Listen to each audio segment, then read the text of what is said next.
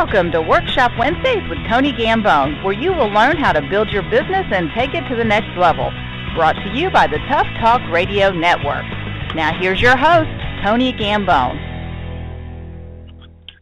Hey, welcome people. I am actually not Tony Gambone. He is off at a very important luncheon with a very keynote speaker.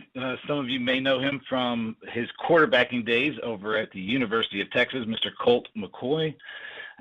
So he's enjoying lunch out there with Toolbox Luncheon folks. I was actually scheduled to do that, but being that I had some stuff here in the office that was very pressing to get done because one of the people I work with very closely is actually in our state capitol and working with the legislature on insurance issues to hopefully protect all of our rights as policyholders, so that we don't get attacked by frivolous lawsuits and have all of our rates go up. So I am here. I am Bryan Kiser. I'm the face of Growth Coaching Systems Network, where we help people live a better life and run a better business. And some of you also may know me as the coach on Legal Eagle and the Coach.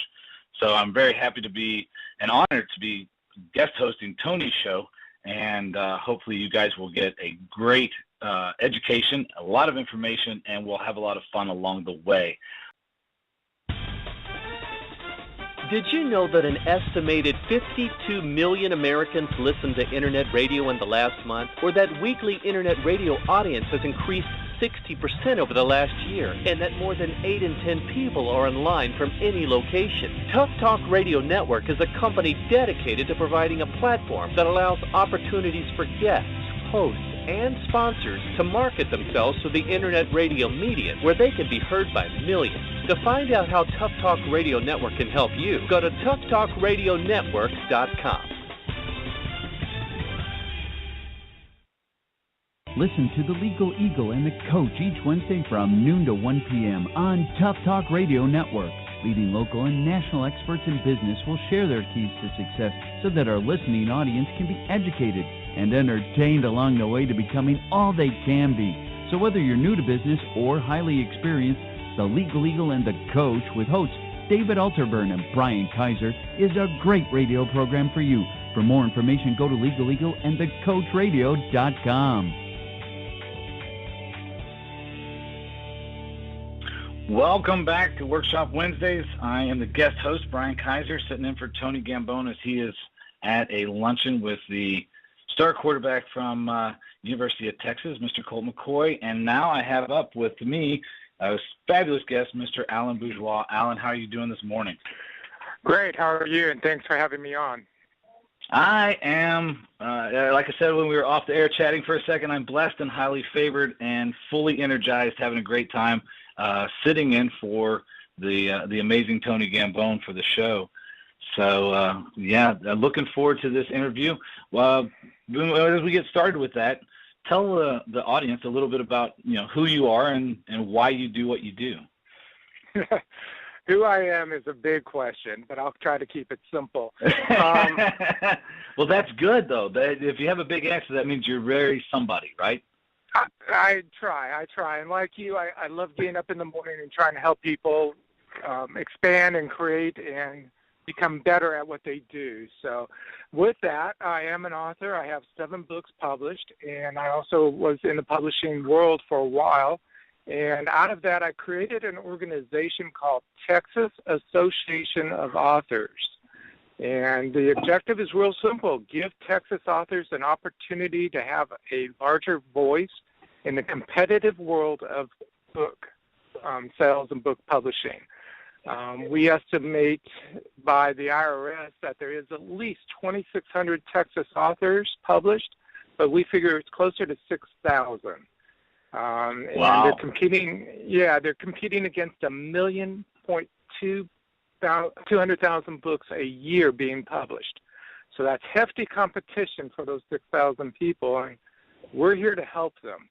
And we do this in a lot of different ways. One of them, which I'm really excited to talk about, is called Dear Texas. It stands for Drop Everything and Read. It's something that HarperCollins had created back a few years ago, and a lot of libraries and elementary schools use it. but we did a little Texas part of that. We have to do that. Yeah, we're Texans, We've got to have That's our right. little spin to things. Yeah. Yeah. So we like and it makes it more interesting, and it inspires more people. I feel as a Texan, I feel that way. Yeah, definitely. And as Texans, we always love to do it bigger and better as well, too. So, and part of that is what we did. We created a statewide book festival on April 12th. We have currently 24 cities, 30 different bookstores, and 70 authors, all going to be somewhere on April 12th, doing a book reading, a book signing, getting the chance to meet more people and to encourage people to read more. So we're really excited about that. We've had a couple of cities already proclaim it in their city that it's Dear Texas Day. So we're really excited to get out there and let people know that these authors do exist and they do have great books. Right. We were real thrilled to have 30 book winners this year in our annual contest, our 4th annual. It's our largest collection of book winners ever, and they will be presented at the state capitol on April 11th. So we're really excited about that. Very nice. Yeah, and the thing of it is nice. that even though they're Texans, they don't write necessarily about Texas. That's the beauty of it. Yeah, that's awesome. Well, going back to your Dear Texas, your reading thing, that's something as a as a business coach and as a person that focuses on helping people and connecting people and all that, I do a lot of reading myself, and I find myself reading a lot of books from a lot of different things. So I think you promoting reading is huge, because so many times now the entrepreneurs that come into my office haven't read a book in sometimes years. Like they just get snippets on what they get on Facebook or newsstand, or maybe they go on iTunes and listen to something, but they haven't actually picked up a book and read a book in sometimes years. And I think that's a real, I want to get your feedback, but I think that's a real tragedy to our society that we don't spend enough time reading and developing our mind in that way. You're absolutely right. And it doesn't matter if you're reading a technical manual or a fictional fantasy story. Reading helps unlock the mind, makes it more creative. And for entrepreneurs, that's really critical. You really want to keep those juices flowing constantly, and reading will help with that. A lot of people think, well, I don't have the time for it. I'm a business That's the number one excuse. That's the number one excuse. I don't know where I'd fit that in my day. And I just look at them and say, well, I figured out how to fit it in my day, and my day starts at 5 in the morning. So, sometimes I don't finish until, like last night we had a big event, and I didn't get finished into the house until midnight. So that's a long day, and I still managed to get in my reading. Yeah, and reading doesn't have to be an hour long or a full book long. It can be 5 minutes, 10 minutes. Just something to sit down.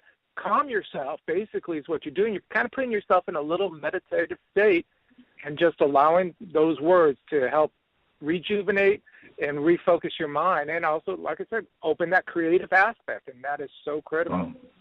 Absolutely, yes, especially for entrepreneurs, because you're always looking for that edge, that advantage, that thing that's going to set you apart and make you unique.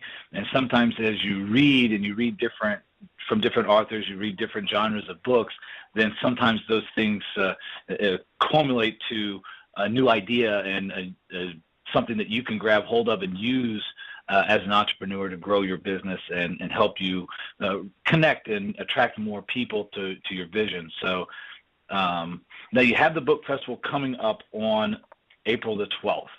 And correct. Now there's also on your website a mention of a contest that is coming up. Is that tied to the Dear Reader program? It's one of many things that we do. As you were saying, always coming up with creative ways to stay out front and what have you.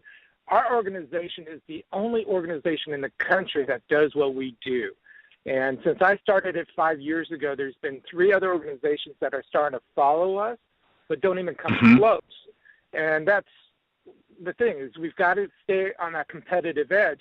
And one of those things, we have two different types of contests. We have a contest for the books, which is our annual contest. So any book that's published eligible. But we just launched, on March 1st, we just launched the short story contest. And that's that's what I'm seeing. Yeah, and so we just launched that. We have over $30,000 in prizes up for grabs. We're really excited about that. Our two sponsors are really eager to help us and push that. So we're getting a lot of entries, and so it's going to be really fun to see what ends up being the winners. And all the winners will be published in a book that will be selling exclusively at the Texas Book Festival here in Austin in October. Nice. Now, tell us, define a short story and how you get, what you want from the authors that are, maybe someone listening that wants to get into that contest. What is the criteria? Well, it's somewhat relaxed. The minimum word count is 1,500. We ask for no more than 3,000. So it's a simple aspect. We are judging on about 8 different aspects of it. Of course, the sentence structure, the story, how much it involves you, grabs you, keeps you interested, the value of the story itself. There's a lot of different aspects that we do look at. We do score from a 1 to 10, so the ones with the highest scores are the winners. And we'll keep that secret until we actually announce it. Right. We will be working with the winning authors to do some videotaping of the stories as well, them reading it and things like that. There's just so much we'll be doing. Of course, the publicity in the magazine, one of our sponsors, C-Spot Magazine, will be featuring the winners in the magazine. So there's a lot of different little things, and a story that really captures the readers and gets the message across in that short period of time. And it's not easy. I understand that. I've written a couple myself, and it's not always an easy task. No, but it's a lot of fun. Someone that writes blogs and things like that on a regular basis, it's a lot of fun to let the creative juices flow, so to speak, and try to put what's in your mind down on the computer. We don't so much do it on paper anymore, but down on the computer where it can be sent out and and enjoyed by people that you are able to attract to it. You have another unique thing that I want to hit on, and that is the Authors Museum. And it's something, as I understand, it's something that no one else is doing, no one else has done before, and I really think that would be exciting to hear more about. It is, and thank you for bringing that up. It's really interesting of all of the creative aspects, music, art, all of the different ones. Authors' books have never been really supported by the arts foundations and stuff. So from that, there's never been a museum ever created or logged of Texas history in books. And so that's what we've created, is that concept. So we have been working with rare book collectors to start building that library from the past, and I'll be creating the library of the current and future authors. As books are published, we'll be saving them, and ultimately we'll build a place where people can actually come in and see the history and learn about these authors as well. What motivated them to write those stories? Did they self-publish or did they go traditional? You'll be surprised at how many people from 1800, 1700 were actually self-publishing books back then. Traditional is not as old as a lot of people think it is. So it's really interesting to combine and pull all those resources together and to save our history from the books and the authors themselves.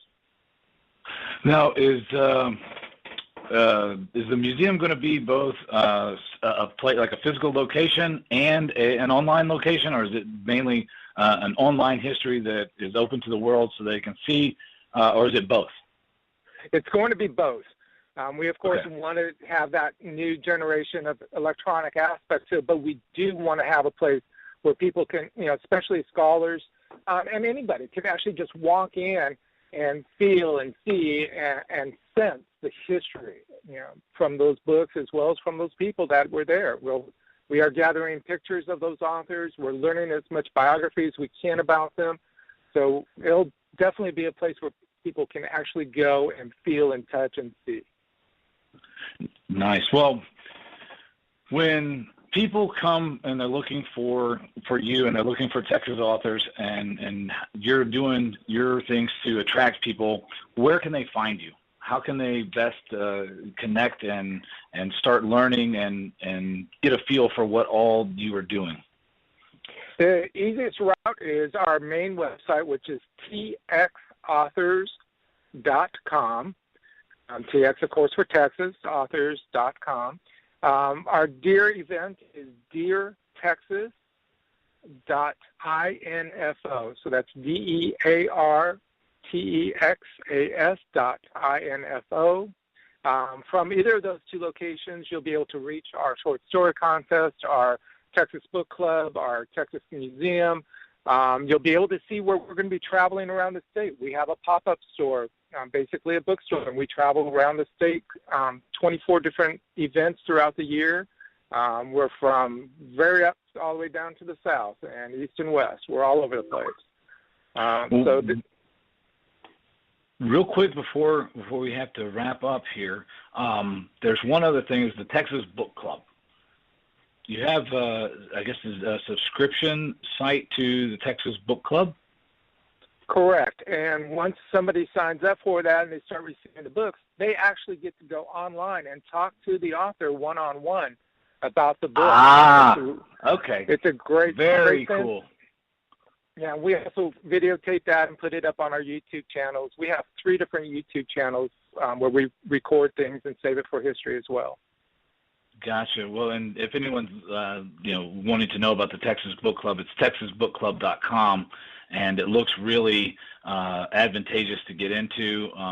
The pricing is phenomenal to get ebooks as low as under $4 a month, and you can get ebooks, and then you can actually get books here. That's a great way to get into reading or get back into reading and start opening up those the innovative and creative juices of the mind as you delve into the things that authors have put down and the stories that they're telling and the information that they're giving you. So one more time, what is the main website and the way to get into the contest? TXauthors.com is our main website. And from there, you can click on the banner and go straight to the short story contest or the full book contest.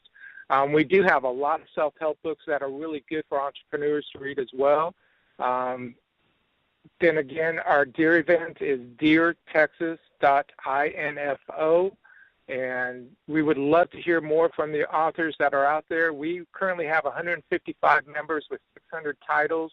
And we would love to have all 6,000 Texas authors as part of our group. Nice. Well, I may have to join the group because I authored a book as well, and I have several colleagues here in the office that authored a book. So we'll have to get with you off air and figure out how to do that. So, been a great interview. I've really enjoyed it. And just one more time, it's txauthors.com, where you can find out more about how to get into the book club, about the Dear Author, the Dear Reading Texas program, and I stumbled that one all up, but it's Dear Texas Reading, and then also the short story contest, which looks really amazing, and I may have to drop something in the bucket for that, just because it sounds like a lot of fun, and always like having a lot of fun. So, Alan, it's been great. I've got to go to commercial break. And when we come back, I appreciate the time. It was wonderful. I love hearing about things where authors can get more publicity because, like I said, I know many of them, and they're always looking for a spot of where do I go and put my book? Who's out there to help with the book? And this is a great resource that I'm going to tell a lot of people about, and try to do my part in helping you grow and let people know about this resource here, and also the activities that you have going on. So. Been a great interview. I've got to run to commercial break. We'll be back with Randy Spira and in the next episode.